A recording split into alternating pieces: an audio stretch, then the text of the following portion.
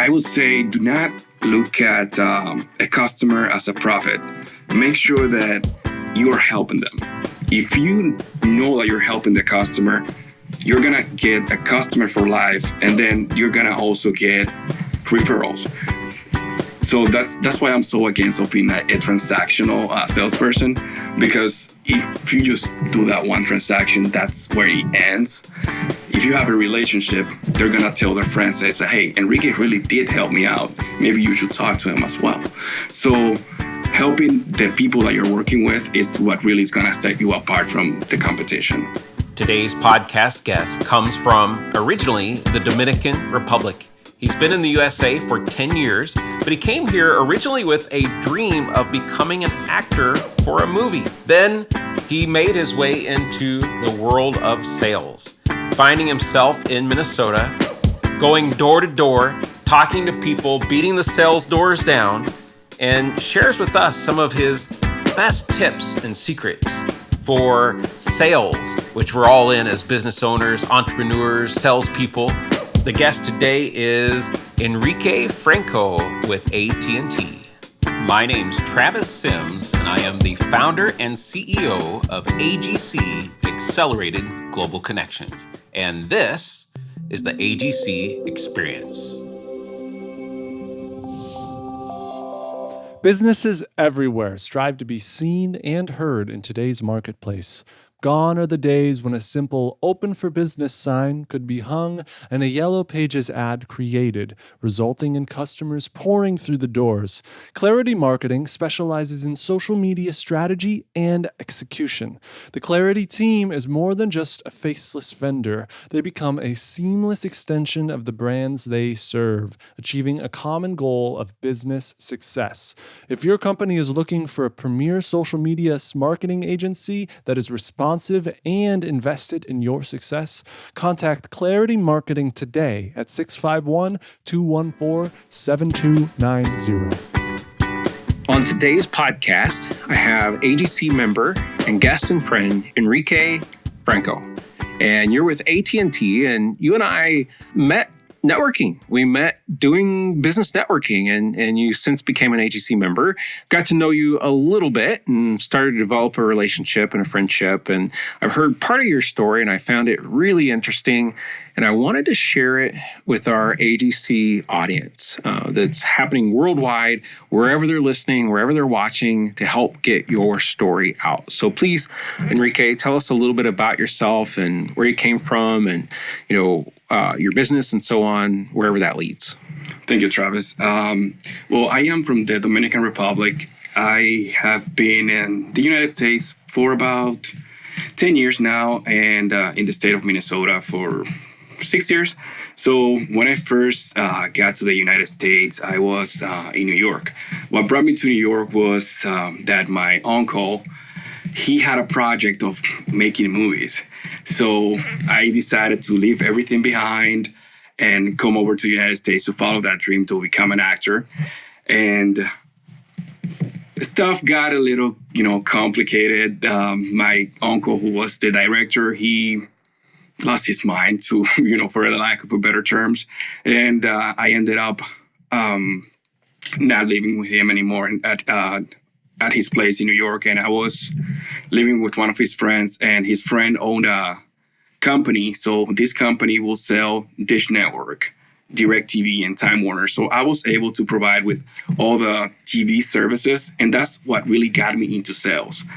I got into sales with him. I was doing door-to-door sales for all these carriers. And what I found out is that people in New York are not as nice as in Minnesota. So that really that built some muscle into me, getting the rejections, but then finding out what people really cared about. And whenever I was able to help people either save money or get what they wanted, really had that sense of satisfaction in me. And that's how I decided that sales was my career. Okay. we've sat down together before and had a conversation, and I got to learn a little bit more about you, but I don't remember the acting thing. That's kind of interesting. And when I think about acting, I think of Los Angeles, not necessarily New York City. So I'm just kind of curious, is there anything out there that we would see you in? Have you been in a commercial or in a movie or anything like that, or did it all come to an end before all that took place? It all came on to an end before that took place. The project was going pretty good, but when the situation happened to him, he basically lost everything. He deleted everything that we were working on. I am still writing that script because the idea was actually mine. Oh, so that's something that will eventually come out. Wow. So you're actually participated or are writing the script for this movie. Can you tell us anything about what it's about? It's sort of a scary movie. So it is this guy who's in love with this woman, but then she has a passion for blood. So she sends him out there to, try to get people in and some sort of torture to get, to see blood so she can be happy. It's a little dark, but I think it's going to end in something really interesting. Makes me think, I mean, today's world of zombies and, I mean, everybody's fascinated by The Walking Dead and all those things. So it probably has a place in today's media for sure. Wow. And door to door, you said I started out in door to door sales. And I don't know if any of our audience has done door to door sales, but that's not easy.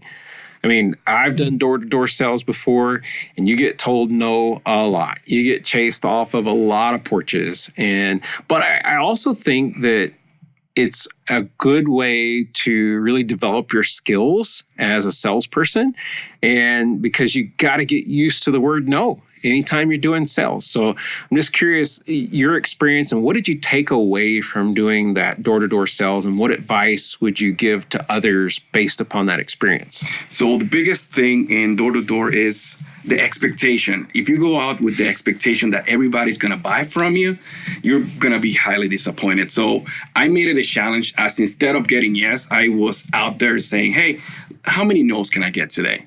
Can I get to 100? So that would mean that I would hit 100 doors.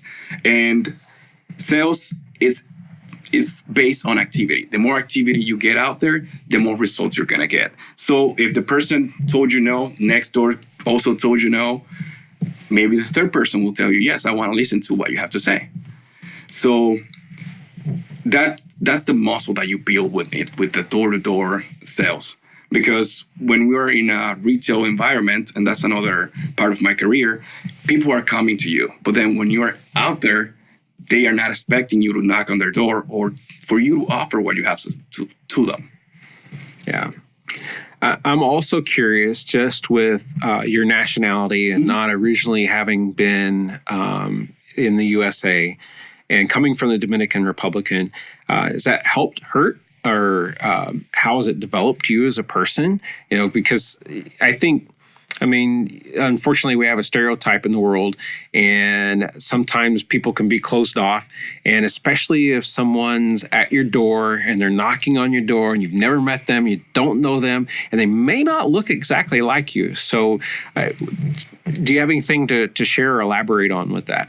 So given that it was New York, so it's more diverse down there. So they're more used to all types of cultures, and they're also not unaware of door knockers. So it is a little bit of shock to them because they were not expecting you, but still the reaction wasn't that it's like, who are you? What are you doing? Is not completely out of this world for them.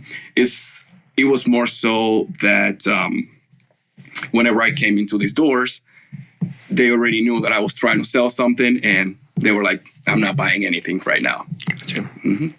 How do you feel? Because I know you do some networking in a handful of organizations, and I got to know you through AGC.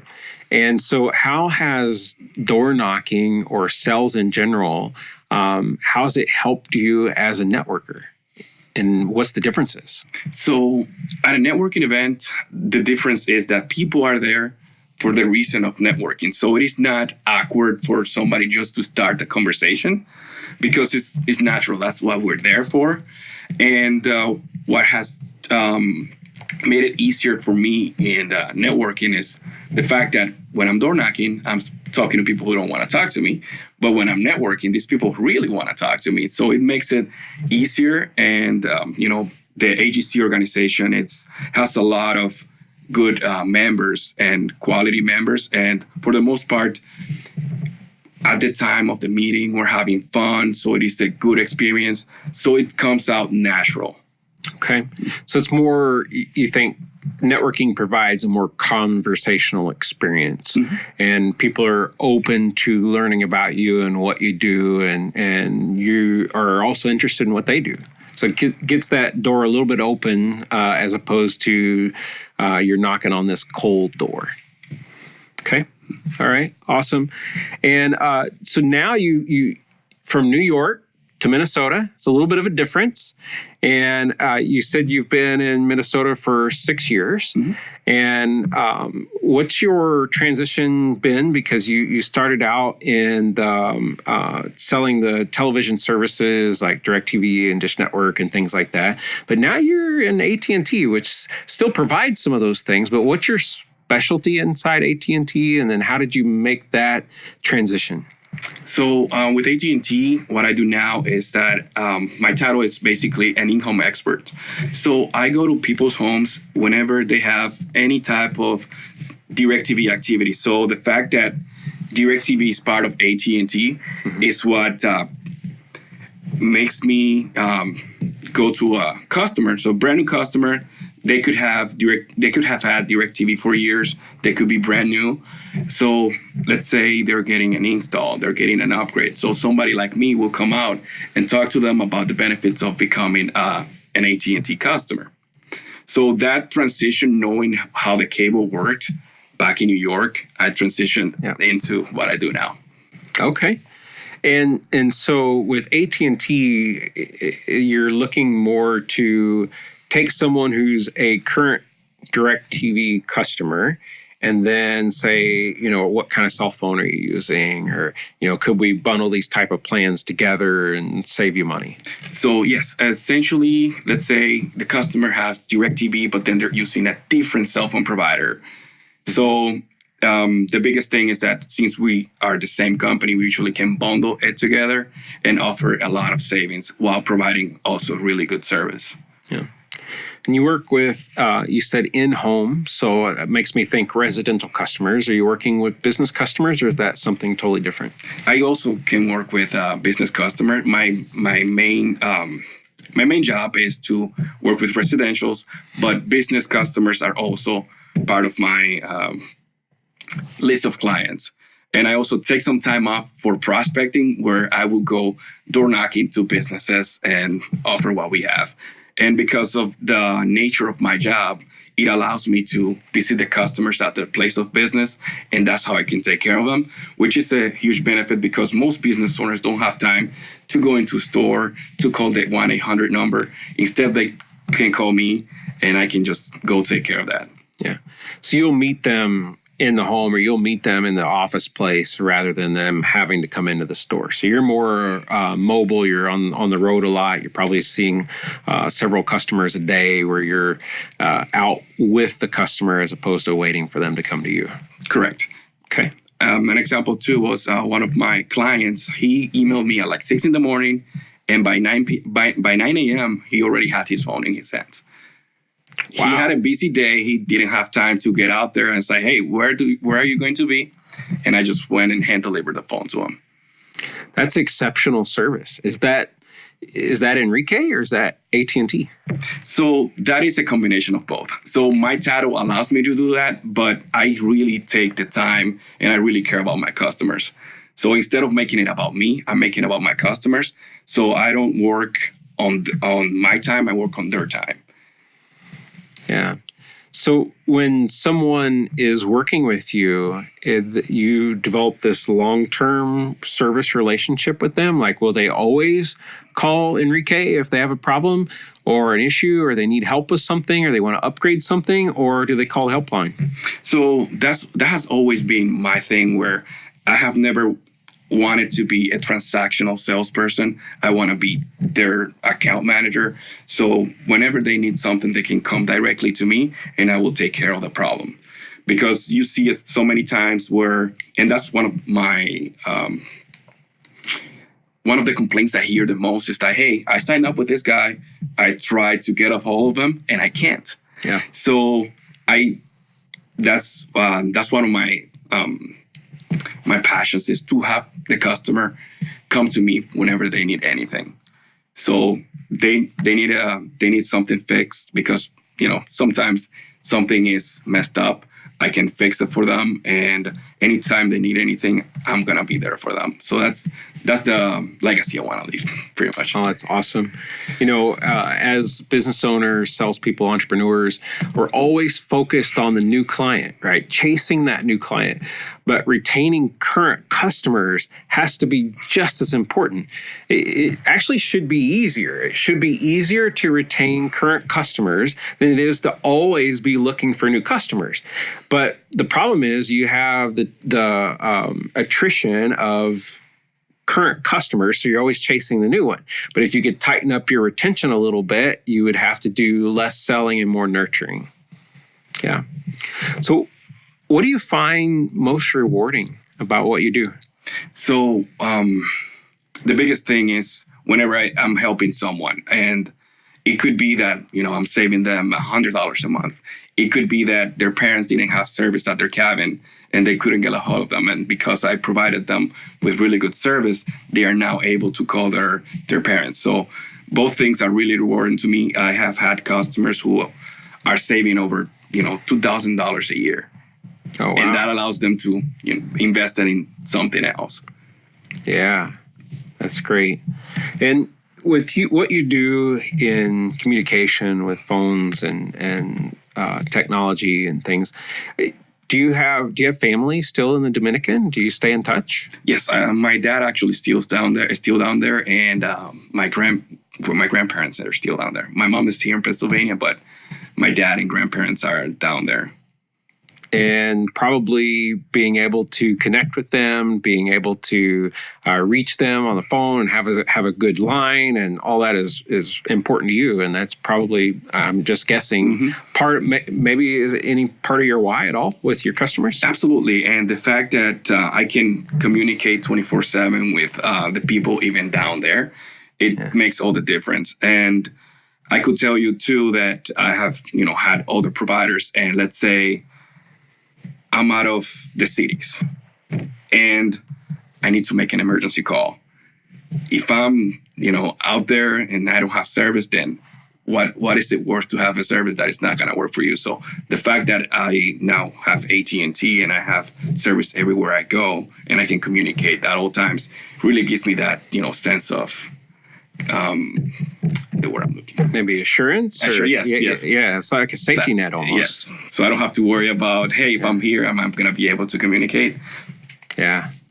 You're quite a bit younger than me, but I remember, oh my gosh, I remember just as a child, first of all, the world's changed so much with technology. And that whenever first, it was like we had cord phones that hung on the wall, right? And everybody would complain when the phone rang. Oh, that daggone phone's ringing again. And especially if it happened during dinner. And now we live in a world where you can't hardly live without your phone. It's like an extension of you. And today's kids, especially, it's just like they never have their hands free of their phone. And I also, going from the cord phones to cordless phones to mobile phones, that my first mobile phone was a bag phone in a car. And like you only use that in the case of an emergency because it was so expensive. And today, we just use them all the time. So it's just kind of neat to see the evolution of what that is. What was your first phone like? I had a Nokia, one of those that if you drop, the screen will shatter and not the phone. So That I probably had it when I was like 16. It was not that big of a phone, but it was quite large compared to what we have now. Yep. You barely used it for any type of emergency, and it was one of the situations where you were counted by the minutes. So you would call the other person, let it ring 3 times, because otherwise you will tap into your minutes. Oh, that's great. That's great. I'm told today that we have more technology in our hands than NASA had way back in the day. It's just amazing what we can do with today's world. So I'm curious too, what advice would you give other people in sales? People who are entrepreneurs who are looking, that are trying to make their way up, and what advice would you give them? So I would say, do not look at a customer as a profit. Make sure that you are helping them. If you know that you're helping the customer, you're gonna get a customer for life, and then you're gonna also get referrals. So that's why I'm so against being a transactional salesperson, because if you just do that one transaction, that's where it ends. If you have a relationship, they're going to tell their friends, say, hey, Enrique really did help me out. Maybe you should talk to him as well. So helping the people that you're working with is what really is going to set you apart from the competition. Yeah, it's all about the relationship rather than the transaction. If you have the relationship, the transaction may come, right? Exactly. Absolutely. Excellent. And so I know that if you are local to the Twin Cities and you're networking AGC events, that we're probably going to find Enrique in one of those rooms. And what is your favorite part about AGC? That's actually one of them. The fact that I don't have to go to the same location at all times. I can go to a different one. Like the Minneapolis one is just amazing. So AGC has this really cool concept where I can just go. So if I can go to Minnetonka, I can be in St. Paul, I can be in Minneapolis. So there's several locations. And if you're closer to a specific one and that's the one you like, you can go to that one. And there's not that many rules. So I really like that as well. It's funny. I had a guest earlier that said something similar, and it was, I didn't want an organization with a lot of rules. I wanted an organization with a lot of relationships. So which one what do you want, rules or relationships? And so I love that the AGC is a good fit for you and for your business and what you're doing. Speaking of, if someone was watching or listening in today's podcast and they're like, you know what, I typically just go to the counter and it takes a lot of time away from their day, and they really would rather have a relationship, someone that would help manage their account or make sure that they have the right technology or get fitted with the right phone, or someone that will come to them and they're going, I need someone like Enrique and this is the guy I want to talk to. How do we find you? So the easiest way to find me is on LinkedIn. If you search for Enrique Franco and the letters AT&T, I will come up. And you can also reach out to me over phone or text. My phone number is 612-562-0720. I'm always available. If I don't answer, I will return your phone call. That's awesome. I always love it. Not everyone does this, Enrique, is that they will give out their own personal information like that. But that just goes to show the level of service that you're willing to provide, is that, hey, you know what? My customers can reach me with a text. My customers can reach me at a phone. And even if it's late at night, I'll get back to you in the morning. That you have that level of service. It says a lot about you and what you do. So I want to say thank you, first of all, for coming in today. Thank you for networking with AGC. It's great to have just professional people in the room like you and what you do. So thank you for that. And thanks for coming in. Yeah, thank you, Travis. Awesome. If you're watching or listening to our podcast today, I want to say thank you for tuning in to today's episode. And as we continue to grow our community in AGC, it's about putting more local business owners, salespeople, entrepreneurs, passing on their wisdom, passing on their advice, and sharing it with the world. It's just at our fingertips. So please continue to listen, continue to watch our episodes, and share it with other people.